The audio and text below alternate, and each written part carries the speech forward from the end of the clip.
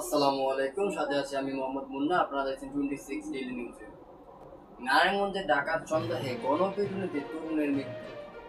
প্রতিবেদী নারায়ণগঞ্জ প্রকাশ 30 April 2025। নারায়ণগঞ্জে বন্দরে ডাকাত সন্দেহে গণপিটুনিতে এক তরুণের মৃত্যু হয়েছে।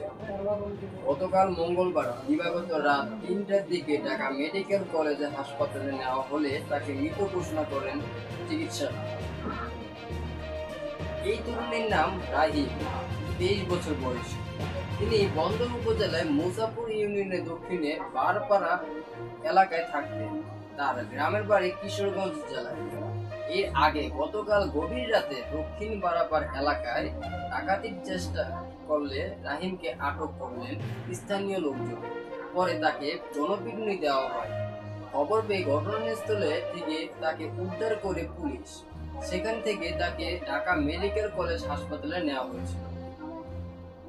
এলাকাবাসীর বরাত দিয়ে বন্দর থানার ভারপ্রাপ্ত কর্মকর্তা ওসি তরিকুল ইসলাম জানান, গতকাল রাত প্রায় 2টার দিকে দক্ষিণ বারপাড়া এলাকায় এক বাড়িতে ডাকাতির চেষ্টা করে দুর্বৃত্তরা। স্থানীয় বাসিন্দারা টের পেয়ে দাওয়া দিয়ে রাহিমকে আটক করে গণপিটুনি দেয়। এ সময় পালিয়ে যাওয়া ডাকাতদের হামলায় এক নারী আহত হয়েছে। খবর পেয়ে রাত 3টার দিকে পুলিশ ঘটনাস্থল থেকে এক তরুণীকে উদ্ধার করে ঢাকা মেডিকেল কলেজ হাসপাতালে নিয়ে যান। সেখানে চিকিৎসকরা তাকে মৃত বলে ঘোষণা করেন।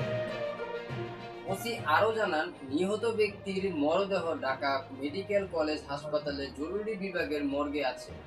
এই ঘটনা হত্যা মামলা দায়ের প্রস্তুতি চলছে। এই ছিল আজকের খবর। সাথে থাকার জন্য ধন্যবাদ। দেখা হবে পরের সংবাদে। আসসালামু আলাইকুম।